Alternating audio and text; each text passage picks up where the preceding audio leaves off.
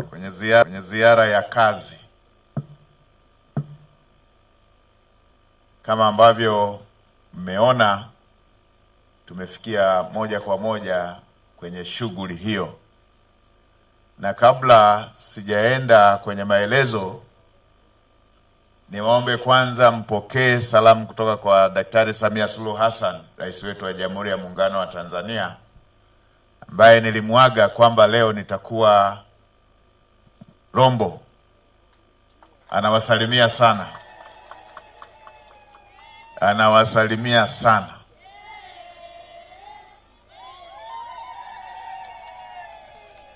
Asanteni sana kwa kigeregere special. Lakini pia alinituma niwahakikishie kwamba yale aliyoyaahidi kwenye ilani yatakwenda kutekelezwa na yale aliyoyaahidi kupitia kwenye kampeni yatakwenda kutekelezwa. Na mimi nimekuja kufuatilia utekelezaji wa hizo ahadi pamoja na ilani yetu ya uchaguzi. Lakini la pili, niwapongeze sana kwa kuchagua mbunge bora sana, Profesa Adolf Mkenda. Hongereni sana. Mmefanya vyema sana. Mna mbunge makini sana na anaisaidia nchi. Hivi siku si nyingi tunakokwenda, tunaenda kubadili mitaala ndani ya nchi yetu na kufanya sasa elimu ya lazima kwa kila mtoto wa Kitanzania itakuwa mpaka kidato cha. Lakini msimamizi mkuu wa maono hayo ya rais wetu ni Profesa Adolf Mkenda. Na mimi huyu ni mwalimu wangu. Amenifundisha mwaka wa kwanza mpaka wa tatu pale chuo kikuu ya kwanza, na amenifundisha degree ya pili, na amenifundisha, nimepata ushauri wakati nafanya PhD. Kwa hiyo ni mwalimu wangu. Na mwalimu, nakushukuru sana, si ulijuaje nyakati zingine alikuwa ananiachia niwafundishe wanafunzi wenzangu wa darasa lile lile. Ilikuwa inanifanya waniheshimu sana. Nakushukuru sana. Kwa hiyo mna mbunge makini, na kwa sababu mna mbunge makini, nilisema nitafika mpaka kwenye hii miradi ambayo imeahidiwa kwenye ilani ya uchaguzi. Ndio maana nimekuja hapa. Lakini la pili, mashemeji oye, na wakwe oye. Mheshimiwa mkuu wa mkoa, niko ukweni hapa. Mke wangu ni wa Kilimanjaro, ni Mchaga wa Kilimanjaro. Mashemeji oye. Sasa nimekuja kwa wao na kwa mashemeji, nikasema nifika mwenyewe kwenye hii. Na waheshimiwa mawaziri mnaosimamia miradi kila dakika. Mradi huu maji kwangu si tu jambo la serikali nyumbani, na mradi huu wa barabara hili si tu jambo la serikali, mimi ni jambo la nyumbani. Na nitakuja niende mpaka kwenye ziwa Chala pale. Kwa hiyo Mheshimiwa mbunge, nikuhakikishie nimepita ile barabara inayotakiwa kuja, na nimekuja kwenye mradi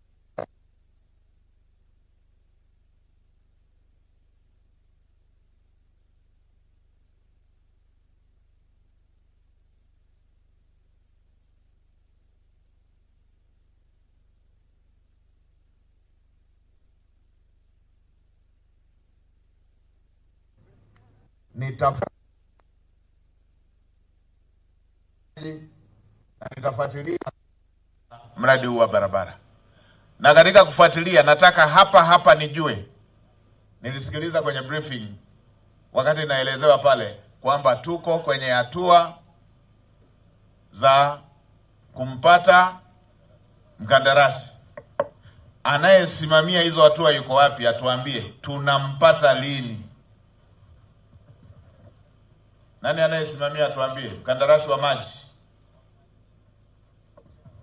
aliyetuelezea kwamba mko kwenye hatua, tuambie tunampata lini? Mheshimiwa, kwa hatua tulizofikia tunatarajia baada ya wiki 2 tutaweza kupata mkandarasi.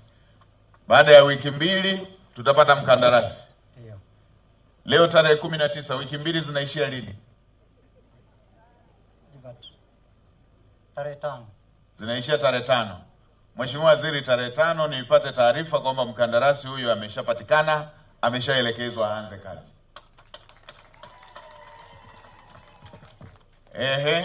Upande wa barabara kazi hiyo inaanza lini?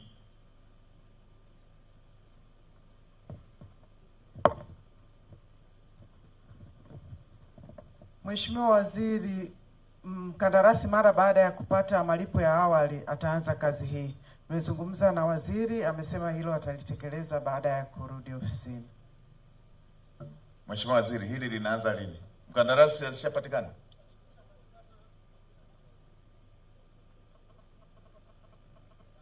Imeshasainiwa? Ndio ile inayoingia kwenye lile kundi. Nimeshamwelekeza waziri wa fedha atafute fedha popote pale ya kulipa malipo ya awali kwa wakandarasi ambao tayari wameshasaini, wanasubiri malipo ya awali. Tunashukuru Mheshimiwa Waziri Mkuu. Kwa hiyo waambieni akae standby ili kazi iweze kuanza. Sawa Mheshimiwa Waziri Mkuu. La mwisho, tumekuja na waheshimiwa mawaziri wako hapa. Mheshimiwa mbunge ameshasema zile hoja kubwa za jimbo, na kwa kweli nimeongea naye mara nyingi sana. Haya mambo yanayohusu jimbo la Rombo tumeongea tukiwa Dodoma, tumeongea wakati tunakuja, tumeongea mara kadhaa tukiwa tunajadiliana mambo ya miradi hii. Ndio maana naifahamu na tukasema tutakuja mpaka hapa. Tunataka tuisukume ikamilike. Ikishakamilika ikaanza kutumika, tutakuwa tumeshapiga hatua. Lakini ninatambua hili jambo la pale Tarakea. Nimewaambia hawa wenzangu waharakishe mambo ya tathmini ili tuweze kupata eneo hilo la kutosha, kazi hiyo iweze kufanyika haraka na tuanze kufanya kazi kwa masaa 24. Kwa hiyo harakisheni sana hilo la uthamini, fidia ilipwe ili tuende kwenye ujenzi na tukamilishe haraka ili tuanze kufanya kazi kwa masaa 24. Sasa nikiwa naelekea mwisho, niseme mambo mawili. Moja, tumekuja kuiona shule hii. Ndugu zangu wa Tanzania, shule hii ni kielelezo cha uwepo wa kiongozi mwenye maono, Daktari Samia Suluhu Hassan. Haya ni maono, na si maono tu ya kwenye maandishi, ya kwenye mipango. Ameona na ndani ya muda mchache sana, takriban miaka 4 na sehemu hivi, zimejengwa shule zaidi ya 100. Mheshimiwa Naibu Waziri amesema 103 za aina hii kwa nchi nzima.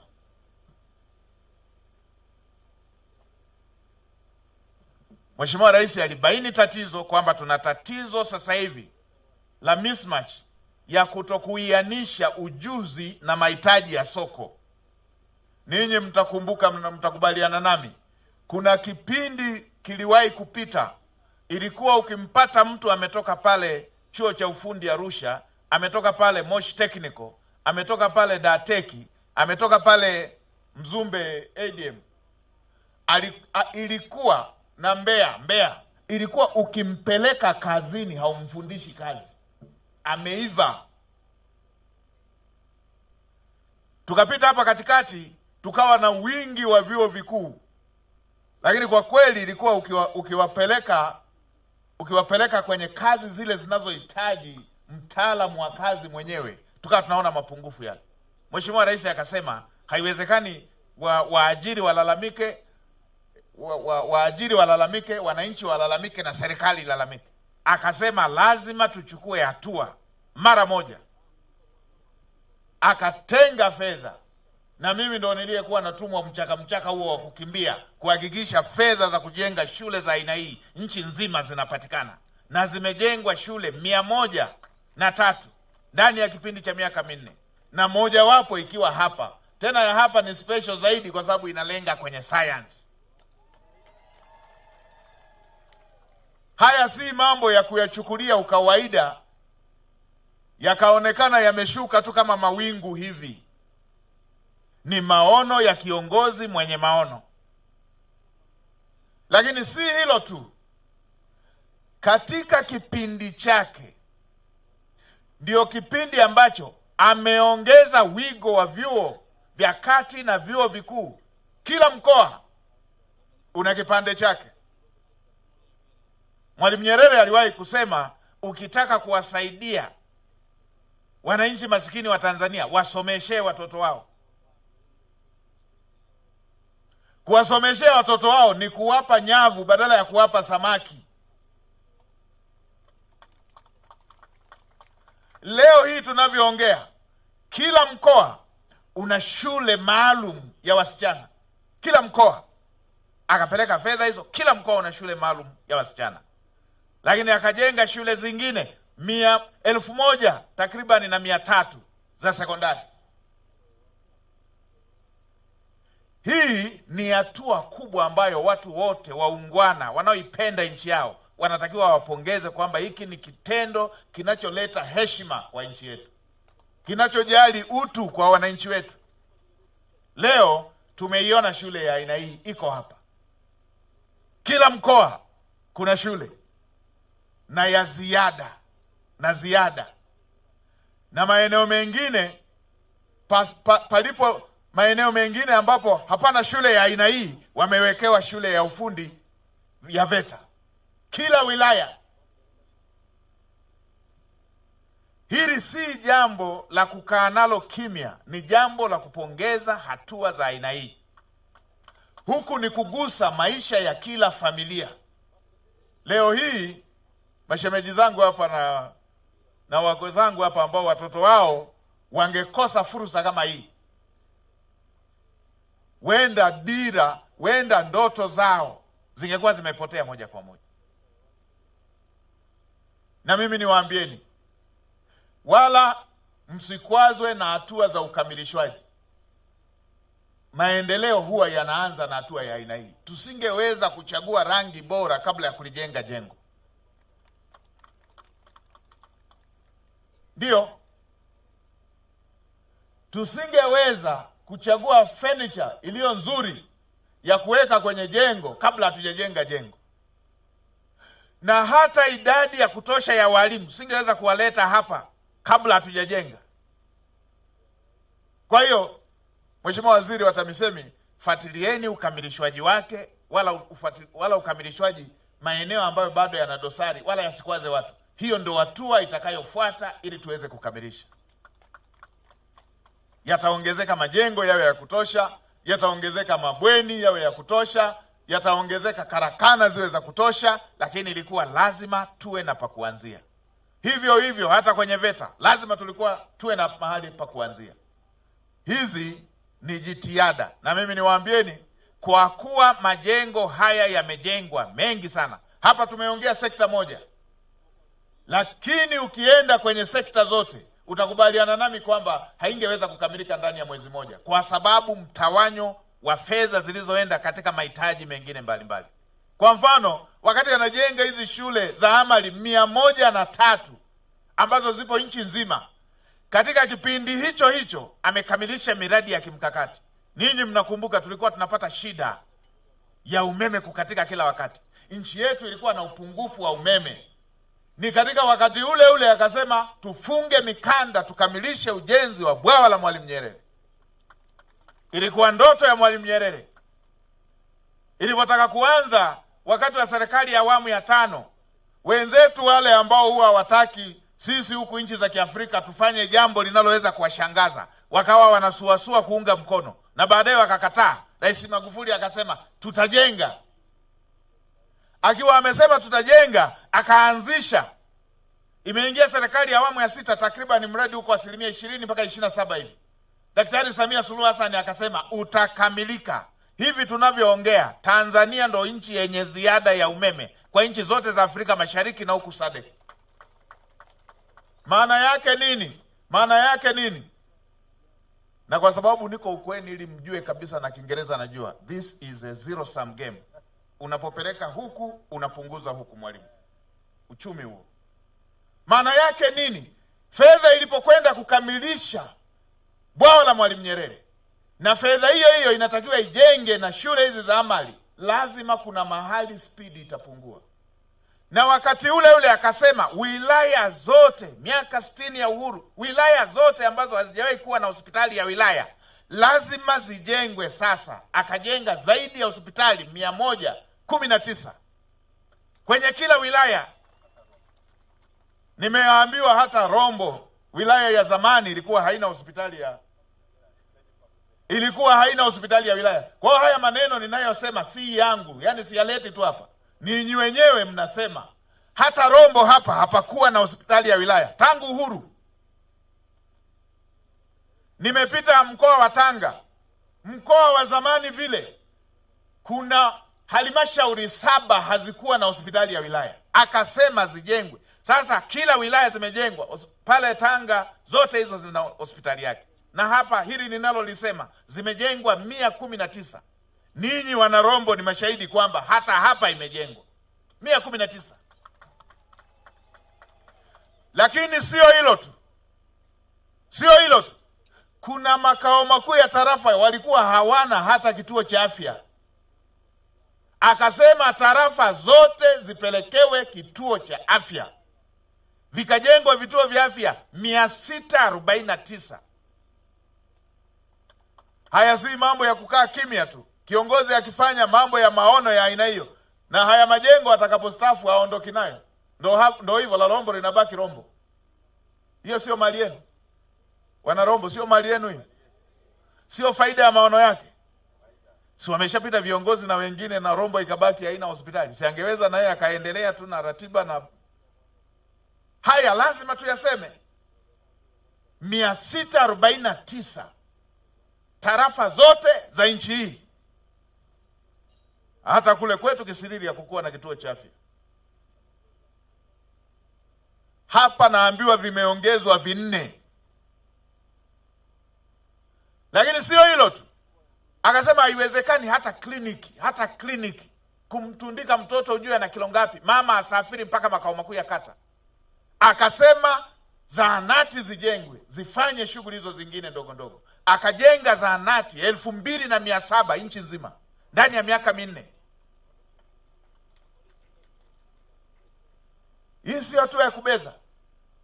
Na miradi ya maji ambayo hata sasa amesema ndani ya kipindi chake anataka vijiji takriban 1200 au 1570 na ngapi, mheshimiwa waziri, na 5. Anasema anapomaliza kipindi chake kilichosalia anataka kufuta hii habari ya kwamba kuna kijiji hakina mradi wa maji.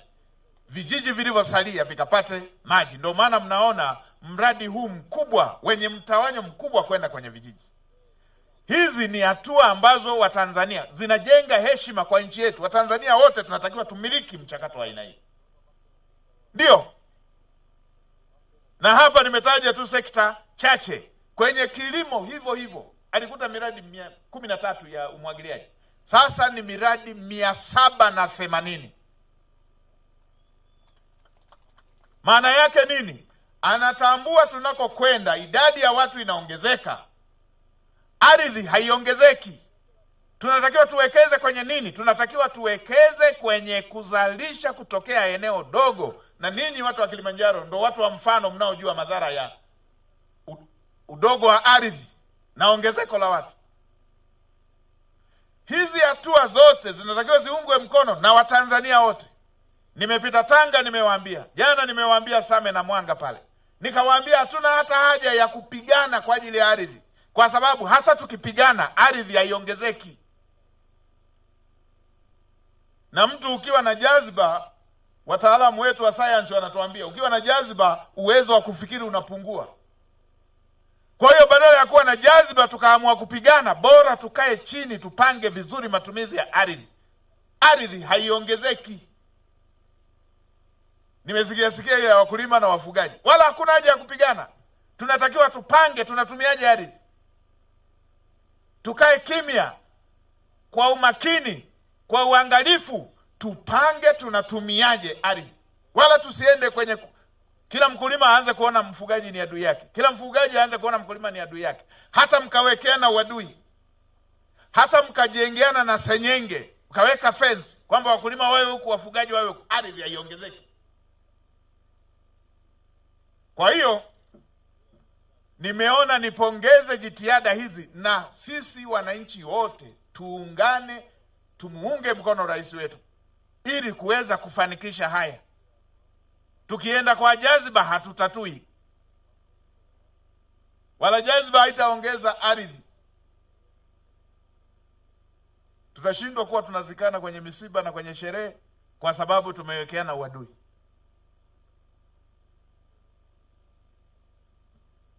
Sasa kazi hizi zinafanyika.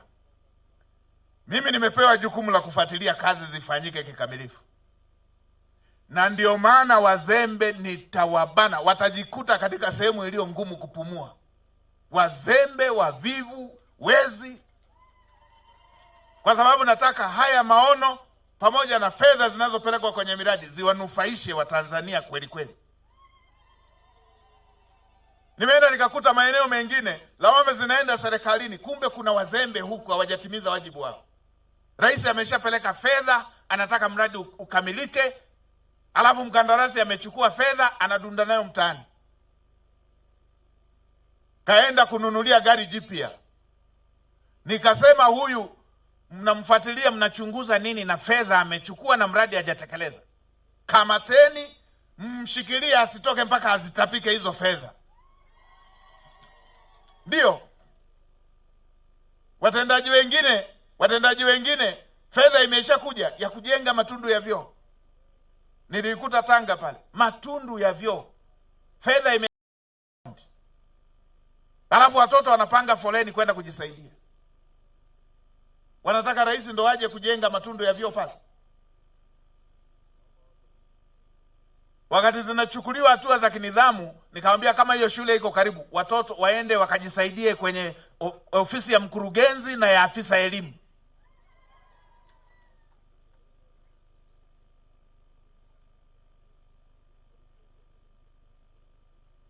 Hakuna mambo ya ustaarabu na watu wasiojali utu wa Watanzania. Ndio. Na wengine pale, nikafika pale Muheza, wamepelekewa fedha za kujenga miundombinu, jengo la utawala. Milioni 343 wamelipana posho. 110 wamemlipa mkandarasi, hana hata mkataba. Sijui wamemlipa ili afanye kitu gani. 110. Kwa hiyo inawezekana wamemlipa ili watangulize wakachukulie kule mbele mtaani huko.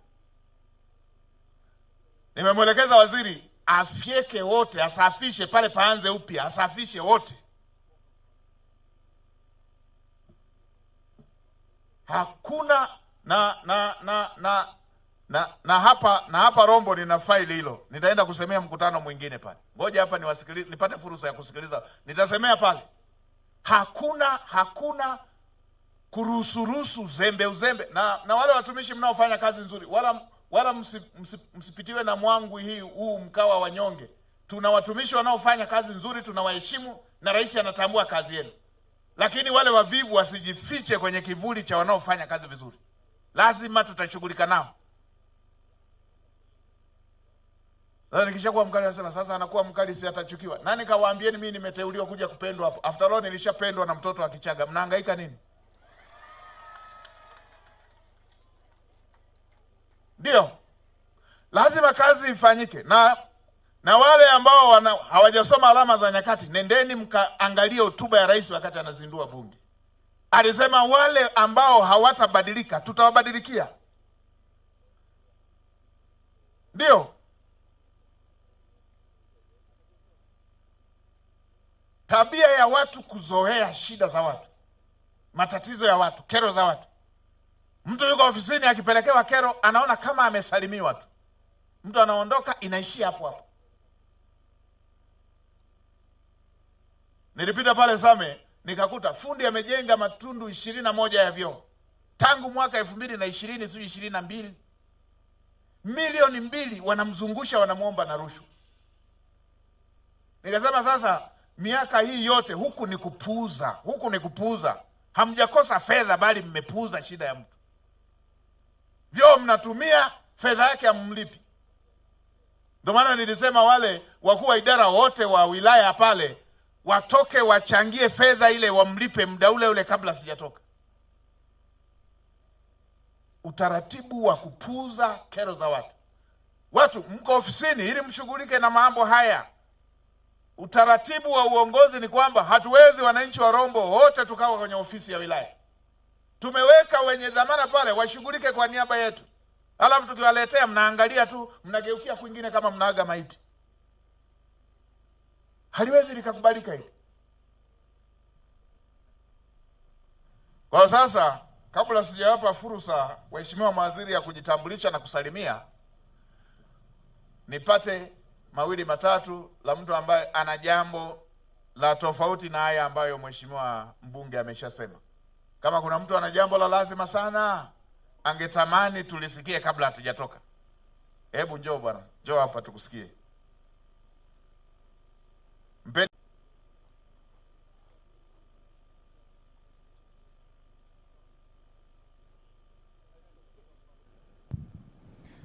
Mtazamaji, waziri mkuu alikuwa akizungumza kama sehemu ya salamu zake kwa wakazi wa wilaya hii ya Rombo kwenye eneo hili la mradi wa shule ya ufundi ya Mwalimu Steven Moshi iliyopo hapa Rombo. Na sasa nawapa nafasi wananchi kujieleza ama kueleza yale ambayo yanawasibu. Hebu tupate kusikia kero zao ama yale ambayo wanayo ya kumwasilishia waziri mkuu.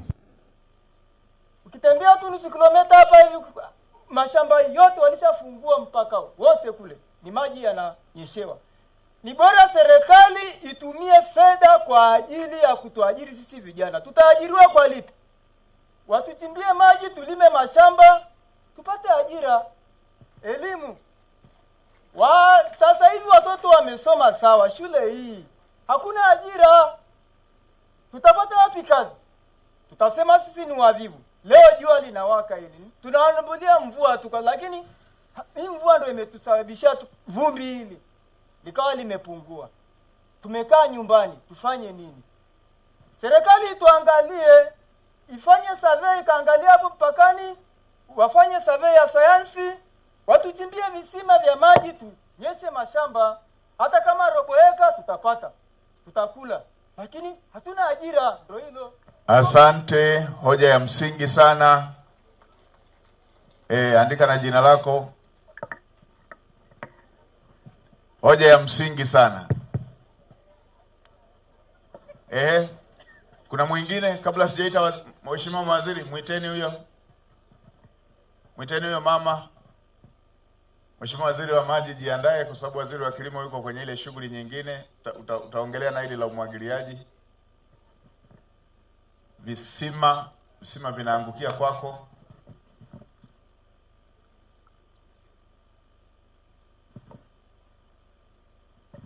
Asante Mheshimiwa waziri, mgeni wetu, karibu sana, ujisikie nyumbani.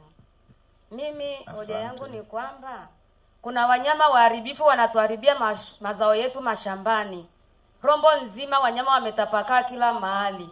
Wanyama hao ni tumbili. Kwa hiyo Mheshimiwa waziri, tunakuomba kwa sababu umekuja maeneo yetu, tunaomba utusaidie kupata kitu cha kuondoa hawa wanyama, kwa sababu tukiotesha maharage au mahindi wanayafukua, wanakula. Wakibahatika kupanda juu yakizaa wanakanyua yakuwa machanga. Kwa hiyo tunaomba utuondolee huu wanyama waharibifu wanaotuharibia mazao yetu mashambani pamoja na maharage na mahindi. Asante Mheshimiwa waziri. Asante. Huko hamna waadizabe? Mheshimiwa waziri wa maliasili, utatuambia kama tumbili tunaweza kuwavuna. Ndugu yangu hapo mwenye kofia, nimeona mikono mitatu, na yule mwingine njoo hapa, na yule mwingine njoo hapa, tumalize tuwaite mheshimiwa mawaziri. Asante sana Mheshimiwa Waziri. Niliona watatu hao wanatosha. Na mbunge wetu ambaye basi mrusuni na huyo mwenye nyeusi, mrusuni ameshafika. Wanatosha. Swali langu liko hapa. Shule hii imejengwa katika kata hii ya Marangu Kitoo. Na Marangu Kitoo kuna barabara kama 4. Hatuna barabara ambayo yenye changaro hata moja. Hivi naomba waziri, hili likaeje ili tuweze kupata barabara ya kutoka hapa mpaka barabara huko. Asante Mheshimiwa Naibu Waziri wa TAMISEMI. Hili la barabara za ndani ya wilaya zinaangukia TARURA. Meneja wa TARURA yupo wa wilaya?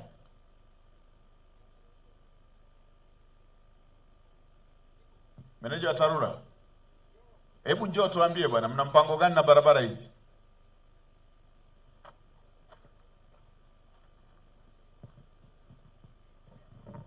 Asante Mheshimiwa Waziri Mkuu. Hii barabara ambayo inakuja mpaka hapa ina kilomita 8.6. Kwa sasa hivi hizi kilomita 2 hapa tumejenga kwa kiwango cha changarawe. Umejenga lini? 24 25. Ndio. Nikajua umetengeneza baada ya kujua ziara inakuja hapa. Hapana mkuu. Tuambie kwenda mbele. Ila tulifungua kuanzia lami mpaka wa Kenya. Hizi kilomita 6 ziko kwenye mpango wa mwaka 26-27 ambao zitaanzia hapa Masekini mpaka kwenye lami. Lakini pia kuna barabara nyingine ambazo nazo tutaziboresha ambazo kwenye kata ya Olili. Kata ya Marangu Kitoo ziko barabara 6. Hata Mheshimiwa Diwani naye anazifahamu. Zenye majina mbalimbali. Basi sawa. Ndugu yangu, tumepokea lile hoja. Amesema huu mwaka wa fedha unaoanza imewekwa kilomita 6 hizo ambazo zilikuwa zimesalia. Sasa ndo maana nilikuwa nasema mambo ya maendeleo yasiwe siri. Nashukuru umesema diwani anafahamu. Kwa hiyo waheshimiwa madiwani, pateni mipango yote ambayo imepangwa katika mwaka wa fedha unaofuata. Lakini pia mpate kila fedha inapokuja kwa ajili ya utekelezaji wa mradi, mpate nakala hiyo ili muwaelezee wananchi wapate hizo taarifa. Mzee wangu. Asante Mheshimiwa Waziri Mkuu kwa kuja eneo letu la kijiji cha Kitoo. Hapa tuko mtaa wa Masekini. Nashukuru kwa shule hii, uwepo wa shule hii ni maendeleo makubwa. Lakini shida yetu kubwa, mimi na kero mbili tu. Shida kubwa ni maji. Mtaa wa Masekini hatuna maji toka mwezi wa 7 mwaka jana. Bomba hajawahi kuleta maji hata siku moja. Hata kama amekuja ni kwa sababu umekuja hapa leo, ndio maana labda kama maji hapa. Kweli kabisa. Mimi toka mwezi wa 7 mwaka jana sijawahi kuona bomba Masekini imeleta maji. Swala la pili ni umeme. Mtaa wa Masekini tunakaa zaidi ya 100 hazina umeme. Mimi mwenyewe na miaka ni mzee sasa hivi. Umri wangu ni mkubwa, nifanya hiyo service lines mwaka 2022 kwamba nitapata umeme. Lakini sasa mtaa wa Masekini wanasema, diwani alisema kuna mradi wa REA unakuja wakati wa kampeni, lakini huo mradi sijauona. Kwa hiyo tunakaa zaidi ya 100 hapo. Tutamuinua mkuu wa mkoa, hilo atasema. Wamesha saini mkataba juzi, atatuambia. Tunashukuru sana. Lile la maji, waziri wa maji ataongea. Mheshimiwa Waziri wa maji, wamejua leo unakuja hapa, bomba limetoa maji.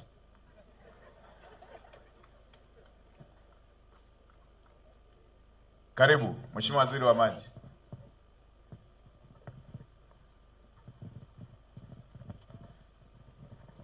Ndugu zangu wana Rombo, tupunge mkono, punga mkono. Dr. Samia Suluhu Hassan oye!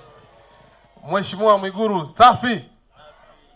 Mheshimiwa Waziri Mkuu, mimi nikushukuru sana kuungana katika ziara yako katika maeneo mbalimbali. Leo tupo hapa Rombo. Mheshimiwa Waziri Mkuu, ajenda ya Mheshimiwa mbunge na waziri wa elimu kaka yangu mzee Mkenda ni swala la maji, na maji ambayo yanayotoka katika ziwa Chara. Ulimeshatoa maelekezo kwamba katika wiki 2 mkandarasi awe amepatikana. Nataka niwahakikishie ndugu zangu wana Rombo mimi Juma Aweso ambaye nimepewa dhamana hii ya Wizara ya Maji sitokuwa kikwazo kwa wanarombo kupata maji safi, salama na yenye kutosheleza.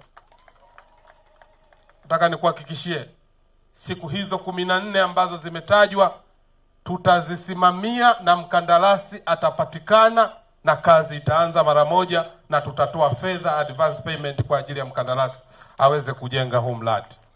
Kwa hiyo Mheshimiwa Mbunge, katika siku hizo 14 we tafuta suti ambao siku ile uliolea kwa ajili ya kumpokea mkandarasi. Na nataka niwaelekeze wahandisi wetu wa maji, mradi huu utakapokuwa unajengwa, najua kutakuwa na tenki kubwa, liandikwe Mkenda tenki, iwe kumbukumbu kwa kazi kubwa ambayo ameifanya katika eneo hili la Rombo.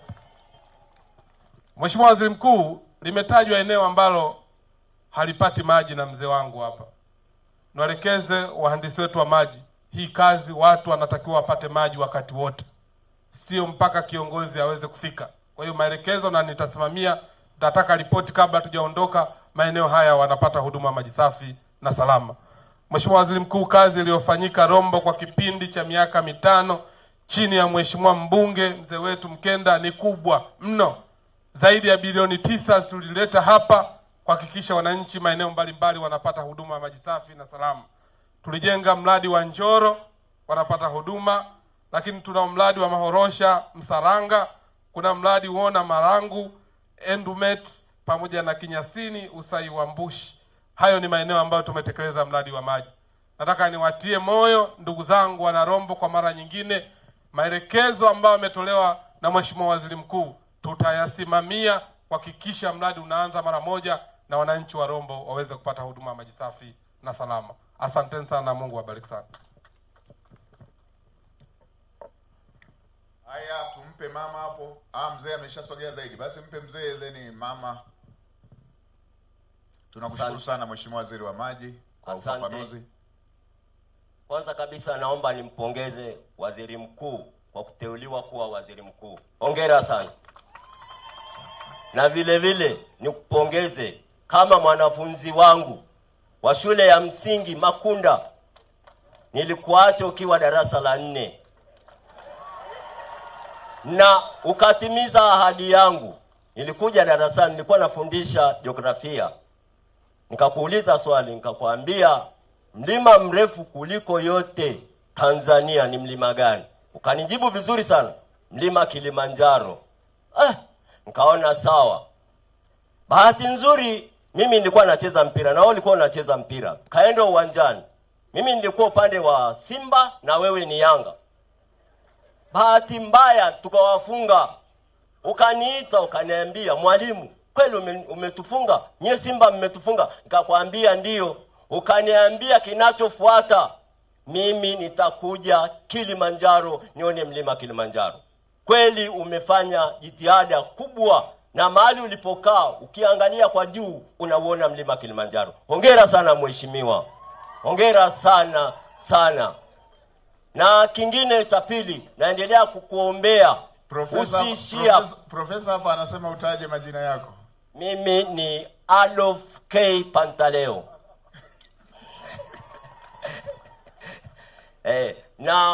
Na kuombea Mungu usiishie hapa. Usiishie hapa kwenye mlima Kilimanjaro. Mwenyezi Mungu akuangaze. Mambo yakiwa safi tutaendelea kukutana tena, utakuwa na maono makubwa zaidi. Asante sana. Mwalimu usiende mbali, njoo ukae hapa. Mleteni kiti mwalimu wangu. Shikamoo mwalimu. Shikamoo mwalimu.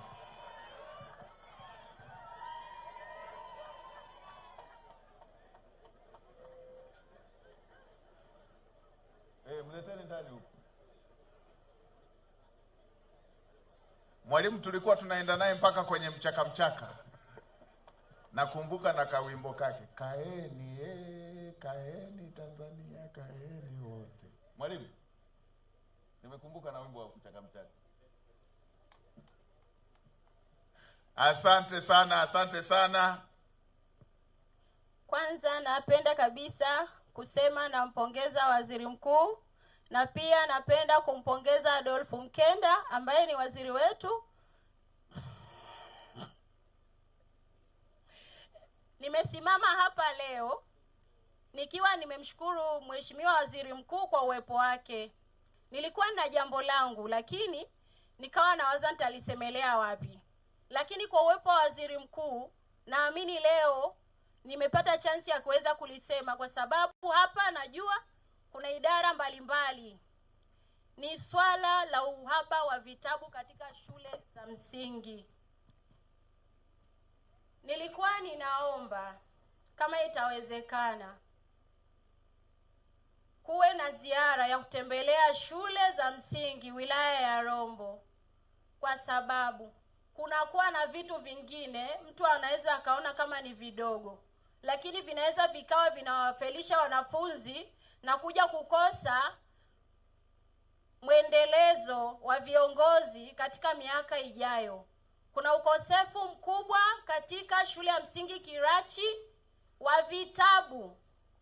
Kwa nini nasema hivyo? Nimelifuatilia na nimeona kwa kuwa na mtoto wangu ambaye anasoma shule ya msingi Kirachi. Unakuta darasa zima linatumia kitabu kimoja cha hesabu. Sasa unashindwa kuelewa ni nani ambaye atakitumia kitabu hicho na kwa wakati gani. Mtoto anakuja shuleni anakuja kuambia mama, nisaidie mimi nifanye hii kazi na ifanyaje, sina kitabu, nimeandika maswali mengine nimekopi kwenye karatasi. Sasa mimi ninabaki nikijiuliza, ninalipa ada. Kazi yangu ni mama ntilie. Nitafanya saa ngapi nimfundishe mwanangu ili asije akafeli? Hilo swala limenitesa roho sana, na mimi leo ndo nimefurahi mno kwa uwepo wako hapa. Nimefurahi mno. Sio hata nisemeni kiasi gani, lakini nilikuwa naomba hata mkiweza kuchanga hiyo shule ipate vitabu. Nateseka watoto mno. Haya. Afisa elimu wa shule ya msingi yuko wapi? Afisa elimu yuko wapi? Pole mama. Na mke wangu aliwahi kuwa mama lishe. Chukueni na namba yake ya simu huyo, nitaongea naye.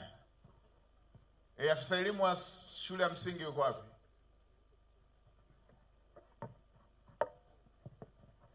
Unalifahamu jambo hili?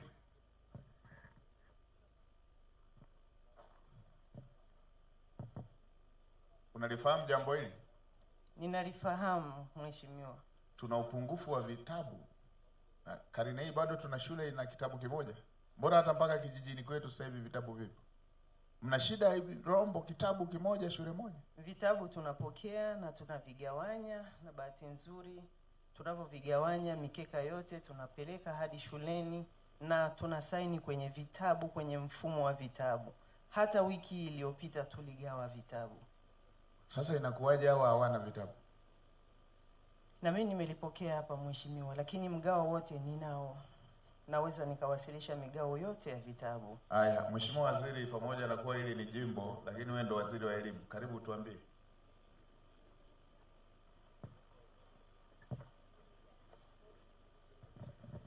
Asante sana Mheshimiwa Waziri Mkuu. Shule ya Kirachi iko hapa mbele. Kuna mwalimu wa Kirachi hapa? Hayupo, ni mbali kidogo.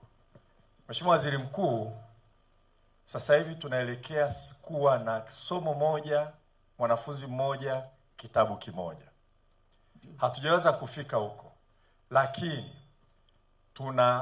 hali ikiwa sio nzuri sana, kitabu kimoja wanafunzi watatu. Hakuna mahali Tanzania ambapo unaweza ukakuta darasa zima lina kitabu kimoja. Haiwezekani, lakini kama amesema tutachunguza hata kabla tujaondoka. Mahitaji ya vitabu yanatoka kwenye halmashauri, yanapelekwa Taasisi ya Elimu Tanzania. Kwa hiyo vitabu vikishakuja tunavigawa na kuvipeleka mashuleni. Kwa alichosema kidogo kinanishangaza, lakini tutalifuatilia, na diwani anahusika hapa, Mheshimiwa Asenga yuko hapa. Nadhani tutajaribu kulifuatilia vile vile kuona ukweli. Kama lipo hivyo, kwa hakika ni uzembe wa ajabu. Itabidi tujue uzembe uko wapi, kwa sababu swala la vitabu sasa hivi tunaenda vizuri sana. Muda sio mrefu kama nilivyosema, tulianza wakati vitabu ni haba sana. Sasa hivi tunaelekea kwenye mwanafunzi mmoja kwenye somo moja, kitabu kimoja. Maana yake kila mwanafunzi awe na kitabu. Tunakaribia kufika huko Mheshimiwa Waziri Mkuu. Asante. Mpeni yule aliyekuwa wa mwisho. Yule mama asiende mbali huyo. Mtamuona. Nitamuulizia zaidi. Asiende mbali, nitamuona. Aliyekuwa mwisho inabidi tuwakaribishe mawaziri wajibu. Asante sana Mheshimiwa Mkuu. Mimi niko hapa ninaomba kutoa maelezo kuhusiana na visima ambavyo vimeelezwa hapa. Visima kama Tume ya Taifa ya Umwagiliaji tuna programu ya kuchimba visima 50 kwa kila wilaya. Lakini kwa awamu tulioanza sasa hivi tunachimba visima 5 kwa kila wilaya. Na eneo moja wapo ambao tutategemea kuchimba visima ni eneo hili la Marangu upande wa Rombo kwa upande wa hili eneo hapa. Ambalo kisima kimoja kitakuwa na uwezo wa kuweza kumwagilia ekari 40. Majina ni nani? Naitwa Jacob Otoa. Ni nani? Ni mhandisi wa umwagiliaji wilaya. Mkoa. Okay. Okay. Yeah. Tunakushukuru. Unajibu lile swali la yule kijana wa mwanzo. Kwa hiyo ina maana eneo hili hapa litapata visima kama 3 kama sikosi ile not judicially determined. Waheshimiwa wananchi, Mheshimiwa Rais alinunua gari moja la kuchimba visima kila mkoa. Zamani tulikuwa na magari takriban 2 au mangapi Mheshimiwa Waziri? Tulikuwa na 2 au 3? Yalikuwa zamani nchi nzima ilikuwa 2 au 3. Ndani ya miaka yake 4 Daktari Samia Suluhu Hassan amenunua gari la kuchimba visima moja kila mkoa. Hamna kusubiriana kutoka mkoa mwingine. Zamani ilikuwa likija Singida na nyie huku mnalisubiria. Sasa hivi kila mkoa una gari lake. Lakini pia ili watu wasichimbe na kukosa maji, akanunua mtambo wa kupima maji yako wapi. Kwa nchi nzima kila ukanda una mtambo wake wa kupima maji. Na kwa maeneo mengine ukichimba maji uyapati ama ukiyapata yanakuja ya chumvi.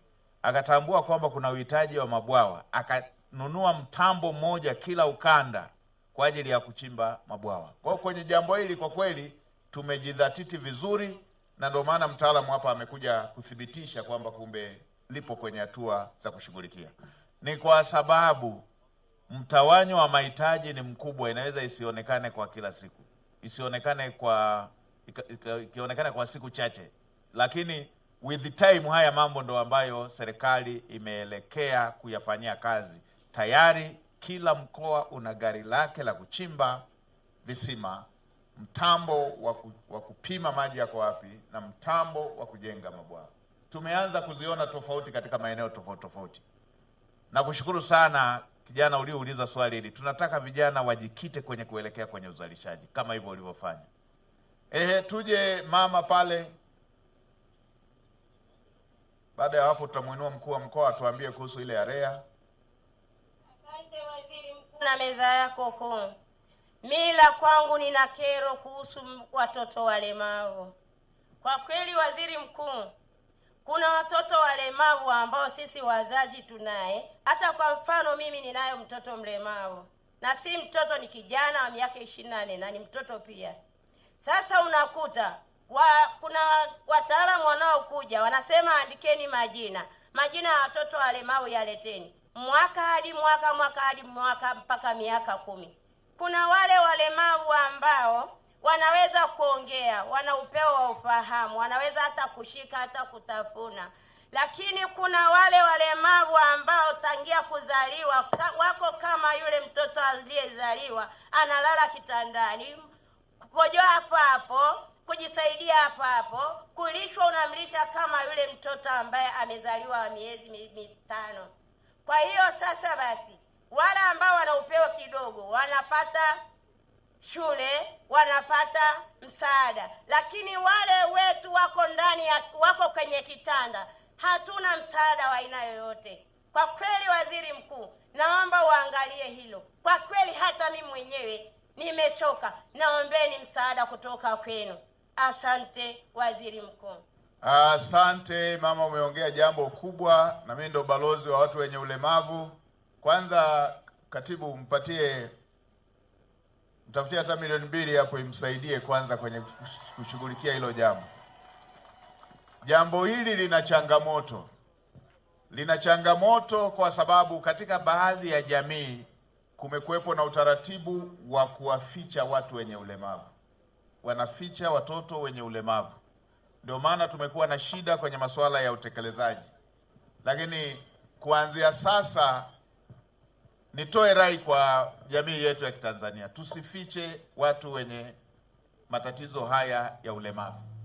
Lakini na baada ya hapo, maafisa maendeleo ya jamii, nitaongea na Mheshimiwa Waziri wa sekta anayehusika ili tupate sensa na categories, aina ya watu kama mama ambavyo amelielezea vizuri sana hapa, ili tuweze kuona tunafanya nini. Tuna sera mbalimbali za kushughulikia masuala ya aina haya ili tuweze kutoa tamko la serikali kuhusu watu ambao wako katika level hii ya mwisho ya hali ya kutokuweza kujitegemea. Kwa hiyo nimepokea, lakini tunaongea na Mheshimiwa Waziri wa sekta. Mheshimiwa Waziri wa sekta, nadhani unasikiliza, waelekeze maafisa maendeleo ya jamii kwenye kila wilaya wapate status za watu wetu wenye uhitaji wa aina hii. Wapo ambao tumewaingiza ambao wanaweza kujitegemea. Tumewaingiza kwenye 2% zile za asilimia kwenye ile 442 ambao tumeona katika baadhi ya maeneo wanafanya vizuri kuwawezesha waweze kujitegemea.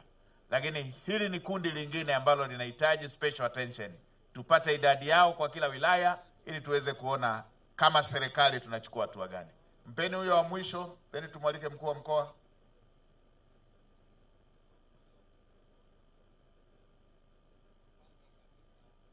Nimshukuru Mwenyezi Mungu kwa wema wake na fadhili zake na hekima yake, amekuchagua wewe na kuteua wewe kuwa waziri mkuu ili utusikilize. Mungu akubariki sana.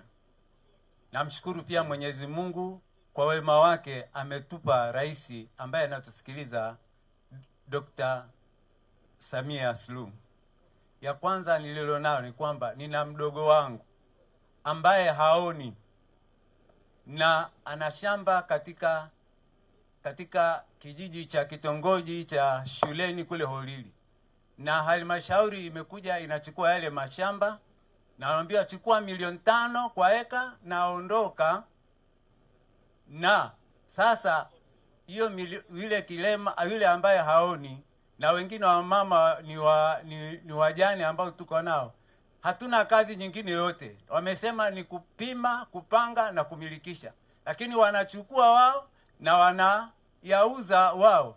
Na ukichunguza kuna kwenye eka moja inaweza kutoka labda kwa chini viwanja 4, lakini wanauza kwa futi, wanauza kwa square 3,000. Ina maana kinaweza katoka hata viwanja 4 kwenye bilioni 10. Sasa wale ambao wakotoka namna hii, na ndio mashamba ya asili, hatuna namna nyingine tena, na wale hawana namna.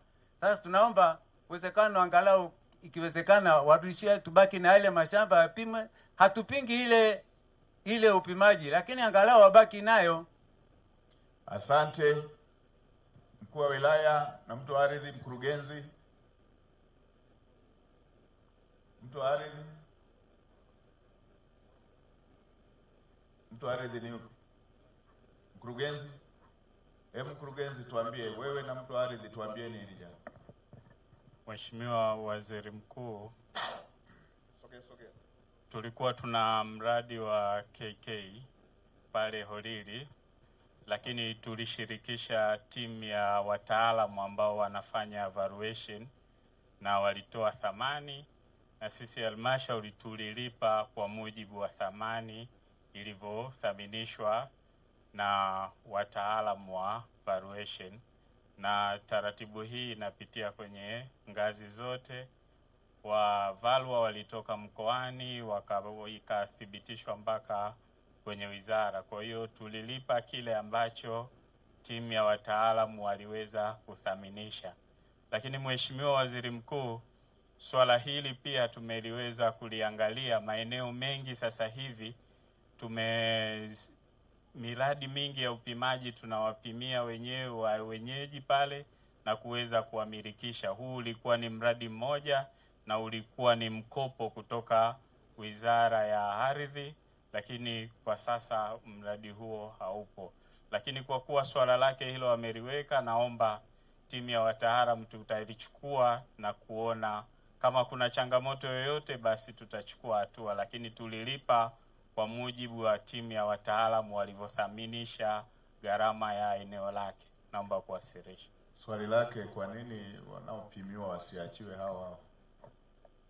Mheshimiwa Waziri Mkuu, kuna aina ya miradi.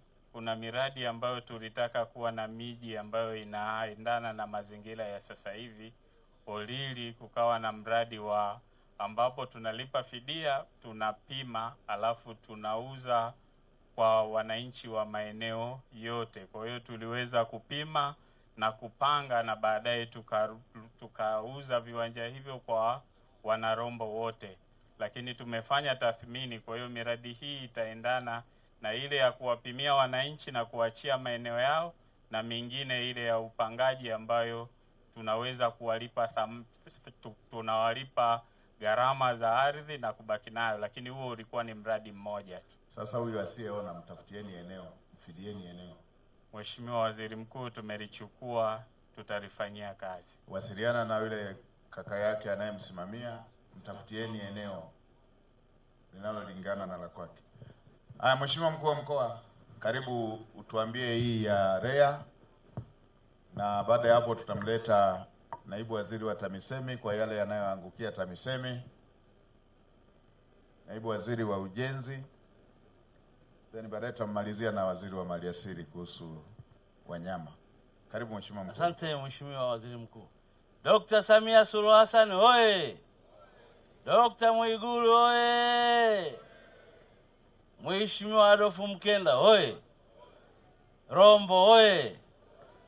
Mheshimiwa Waziri Mkuu, kwanza nami niungane na waliosema wanamshukuru Mwenyezi Mungu kutufikisha siku ya leo.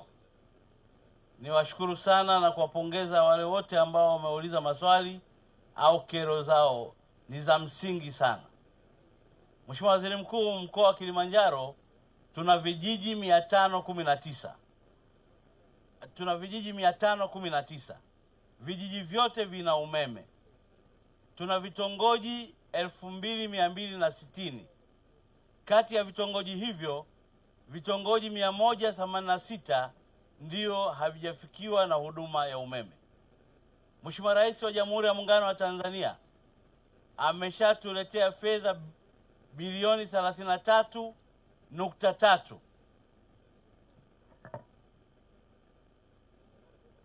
kwa ajili ya vitongoji hivyo 186. Katika vitongoji 186, wilaya ya Rombo ina vitongoji 9 tu ambavyo havijafikiwa na huduma ya umeme. Kwa hiyo mkandarasi ameanza kazi Same, kwa sababu wao ndio wana vitongoji vingi, na taarifa nilizonazo ameshafanya kazi ya awali. Sasa hivi yuko Mwanga, akitoka Mwanga anakuja Rombo kwa ajili ya vile vitongoji 9. Kwa hiyo Mheshimiwa Waziri Mkuu, baada ya muda mchache, ndugu zangu wa Rombo, vitongoji 9 vitafikiwa na huduma ya umeme, na hiyo ndio azma ya Mheshimiwa Daktari Samia Suluhu Hassan. Mheshimiwa Waziri Mkuu, asante sana. Haya, Mheshimiwa Naibu Waziri.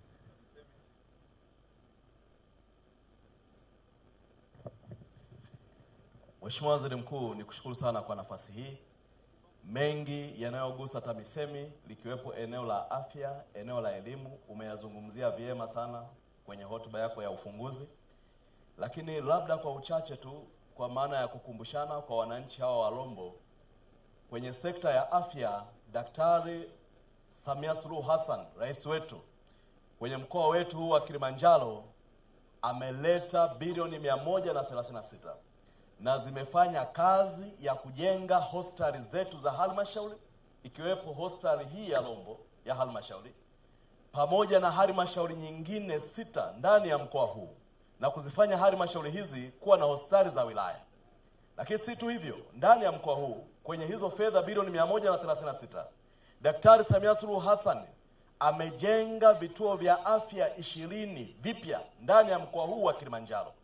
Na ninyi watu wa Rombo ni wanufaika wa fedha hizo. Mheshimiwa mbunge anafahamu na ninyi mnafahamu.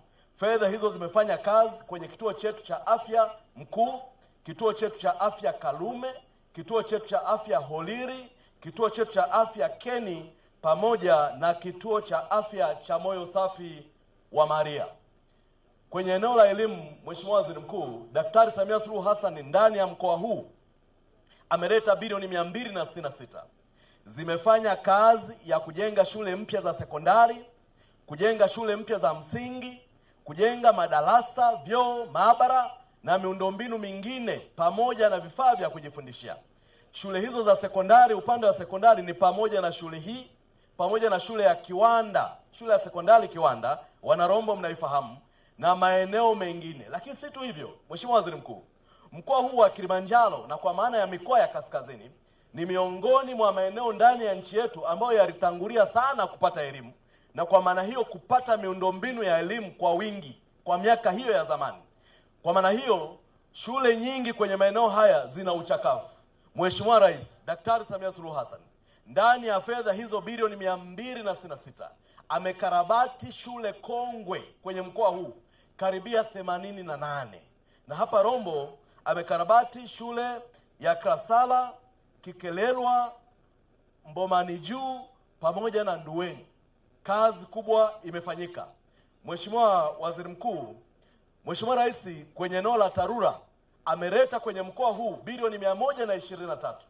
Zimefanya kazi mbalimbali ikiwemo kufungua barabara, kujenga makaravati pamoja na kujenga madaraja, kuweka taa, kujenga, kubadilisha barabara kutoka vumbi kwenda changarawe na kujenga barabara za rami.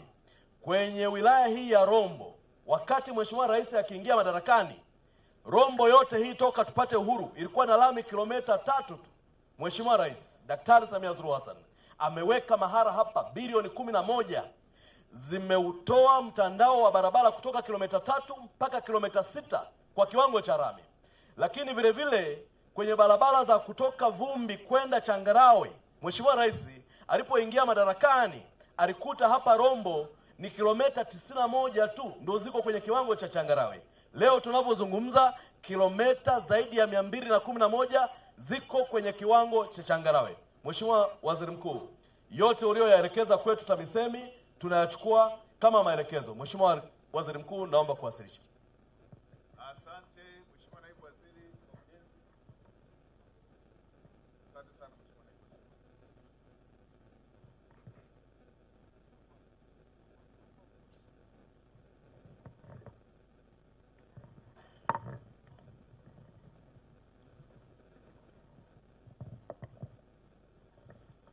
Mheshimiwa Waziri Mkuu, kwanza nianze kwa kukupongeza kwa kazi kubwa ya kiutumishi ambayo unaifanya na kazi kubwa ambayo unalifanyia taifa hili, lakini zaidi kwa kazi kubwa ambayo unamsaidia Mheshimiwa Dkt. Samia Suluhu Hassan, Rais wa Jamhuri ya Muungano wa Tanzania. Mheshimiwa Waziri Mkuu, katika hadhira hii jambo la barabara, naamini Mheshimiwa mbunge ameshatoa elimu ya kutosha, na hakika lingekuwa ni jambo ambalo limechukua nafasi kubwa sana, lakini hakika ameshawaelimisha wananchi nini Dkt. Samia Suluhu Hassan anaenda kukifanya katika hii barabara. Ndio maana naona halikujitokeza, na kazi yetu sisi, Mheshimiwa Waziri Mkuu, sisi wasaidizi wenu ni kuwaeleza wananchi mipango ya nchi kuhusu maendeleo ya maeneo yanayowahusu. Mheshimiwa Waziri Mkuu, barabara uliokuja nayo ambayo inatokea pale Holili Rotima ina kilomita 52.8 hadi pale Tarakea. Barabara hii Mheshimiwa Waziri Mkuu, niwe mkweli, Mheshimiwa Profesa Mkenda alivyokuwa tu mbunge ilikuwa ndio jambo lake la kwanza, la pili, la tatu. Na wakati nikiwa naibu waziri wa ujenzi na uchukuzi, wakati waziri wangu ni Mheshimiwa Mbarawa aliniambia lazima nikaitembelee hiyo barabara. Nilitembelea hiyo barabara kutoka pale Holili Rotima hadi Tarakea. Kwa hiyo ni barabara ambayo naifahamu. Na Mheshimiwa Waziri Mkuu, labda niwajulishe Wanarombo, nimefanya kazi na Mheshimiwa Profesa Mkenda, yeye akiwa bosi huko, mimi niko chini. Kwa hiyo yeye sikuona shida na wala hapati shida wapi aanzie ili aweze kufanikisha jambo lake. Ni mtu mahiri sana sana, amekuwepo huko, wapi aanzie na wapi aweze kulifikisha. Mheshimiwa Waziri Mkuu, tuna barabara sisi za TANROADS zenye kilomita zaidi ya kilomita 36,000 kwa mtandao wa barabara, lakini zenye lami hazizidi 13,000. Kwa hiyo kupata barabara ya lami si rahisi hivyo, lakini nimpongeze Mheshimiwa Profesa, hilo ameweza, na ameweza kumshawishi Mheshimiwa Dkt. Samia Suluhu Hassan kutoa kibali. Hizi barabara ili ijengwe, lazima Mheshimiwa Rais aseme sawa, nimetoa kibali. Tumeanza upembuzi yakinifu, usanifu wa kina, kufanya evaluation ya nani atalipwa. Wananchi hapa wameshapitiwa, Mheshimiwa Waziri Mkuu, katika kipindi hicho tukatangaza, tukapata mkandarasi, tumesaini, tunasubiri advance katika kipindi cha ambacho si kawaida sana kikafanyika, lakini nadhani ni kwa sababu ya ushawishi mkubwa wa Profesa Adolf Mkenda. Hongera sana Mheshimiwa mbunge na waziri wa elimu. Mheshimiwa Waziri Mkuu, tayari tumeshakamilisha usanifu wa barabara yote, na kwa kuanzia tutaanzia na kilomita 10 ambazo tulishapata mkandarasi, tulisha saini mkataba, na tunachosubiri mkandarasi huyo apate advance, na tumepokea maelekezo yake kwamba Wizara ya Fedha watoe fedha haraka na mkandarasi ajulishwe, ajipange, aje kuanza kazi mara moja. Sisi Mheshimiwa Waziri Mkuu, kama wizara tuko tayari, hata leo hela ikiingia tuko tayari kuanza hiyo kazi. Na Mheshimiwa Waziri Mkuu, mpango kama mlivyotuelekeza kwamba hii miradi ambayo tulishaitangaza na inasubiri advance tuikamilishe.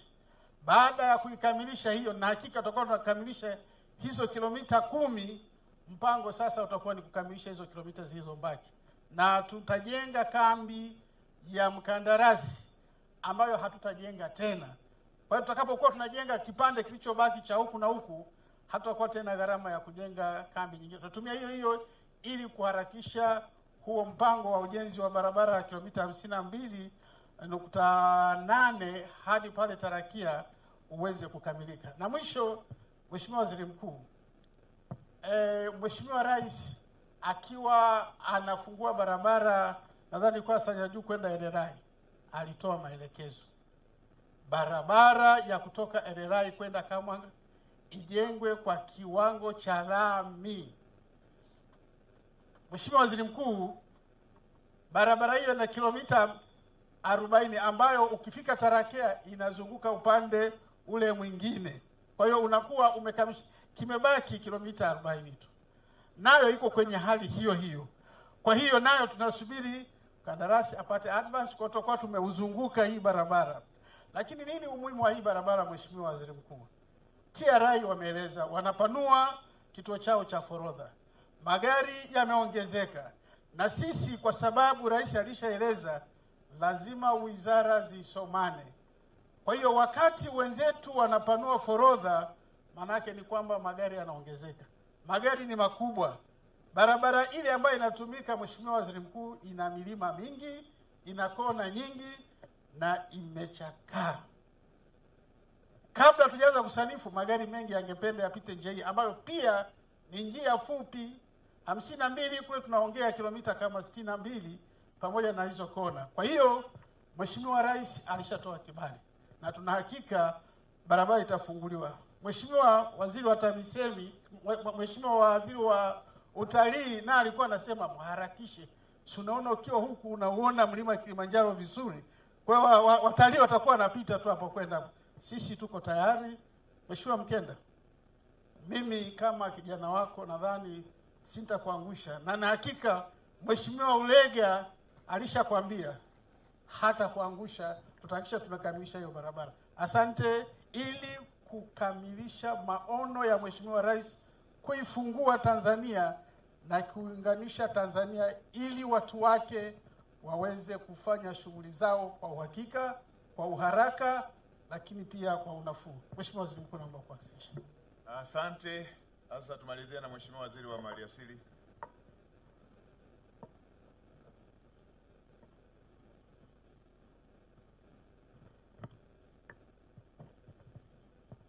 Rombo oye! Rombo oye! Daktari Samia oye! Daktari Mwigulu oye! Profesa Mkenda oye! Amewasemea vema. Mmechagua vema kabisa, hongereni sana wana Rombo. Mheshimiwa Waziri Mkuu, ni kushukuru sana kwa nafasi hii ili niweze kusema mbele yako na mbele ya wana Rombo kuhusu masuala yanayohusu uhifadhi na utalii. Mheshimiwa Waziri Mkuu, wilaya hii ya Rombo na hasa hapa tulipo, kama mwalimu alivyosema, hapo ulipokaa ungekuwa umelipia ile tozo yetu, ungeweza kuona mlima Kilimanjaro. Sasa bahati mbaya hujalipia, tumeamua kuufunika, baadaye ukilipia utauona. Kwa hiyo wilaya hii ya Rombo na hapa tulipo wana hiyo bahati ya kuishi kwenye uhifadhi mzuri na mlima Kilimanjaro, wanauona vizuri kabisa Mawenzi na Kibo kwa pamoja. Mheshimiwa Waziri Mkuu, kupitia hifadhi yetu ya Kilimanjaro, sisi kama taifa tunajivunia sana na tunawapongeza wana Rombo kwa kuweza kulinda mlima wetu, lakini na hifadhi yetu ya Kilimanjaro. Hongereni sana sana. Mheshimiwa Waziri Mkuu, nawapongeza kwa sababu hifadhi yetu ya hifadhi ya taifa Kilimanjaro ni hifadhi ya pili ukiacha hifadhi ya taifa Serengeti, ambayo inatupatia mapato mengi na ya kutosha ndani ya taifa letu. Kwa Mheshimiwa Waziri Mkuu, ndani ya miaka mitatu hifadhi yetu hii ya taifa Kilimanjaro imetupatia shilingi bilioni 364.7. Ni mapato mengi na wanafanya vizuri sana sana.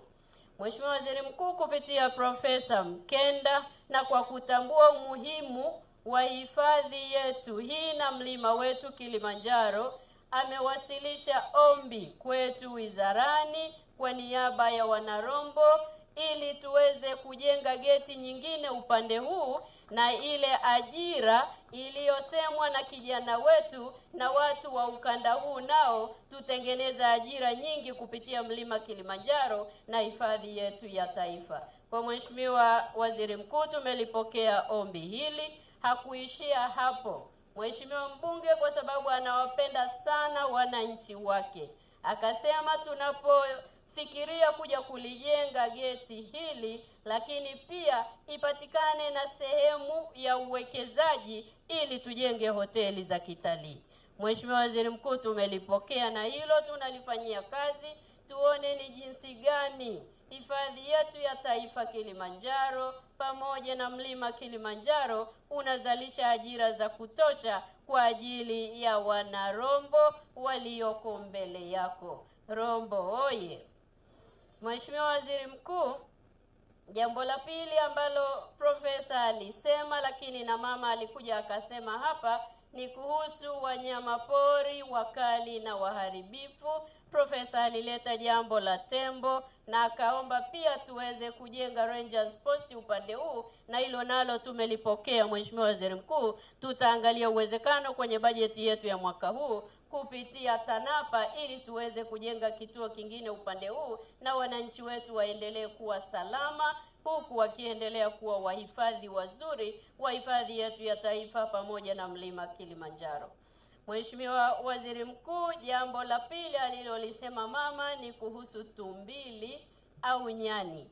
Mheshimiwa Waziri Mkuu, utakumbuka huko nyuma tulikotoka tulikuwa na biashara ya viumbe hai wa porini na ilitokea changamoto mwaka 2016.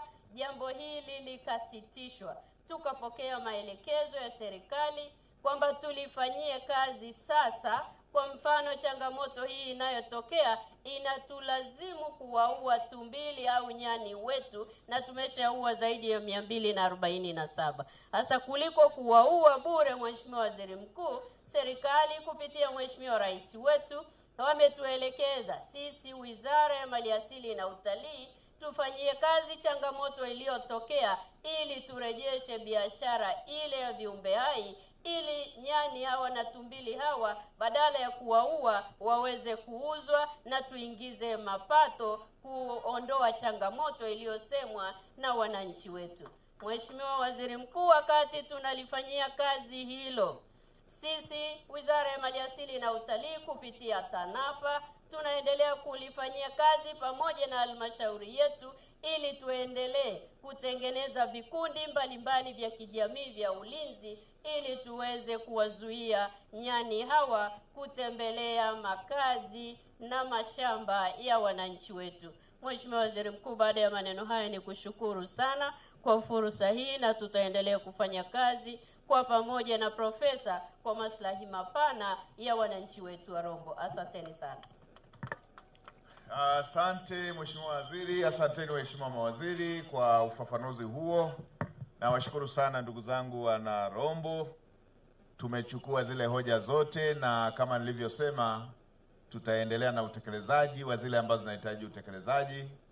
Hizi zilizokuwa zinahitaji ufafanuzi tumetoa ufafanuzi. Asanteni sana na Mungu awabariki. Basi simturuhusu, bado tuna ratiba nyingine ambayo inaendelea ndani.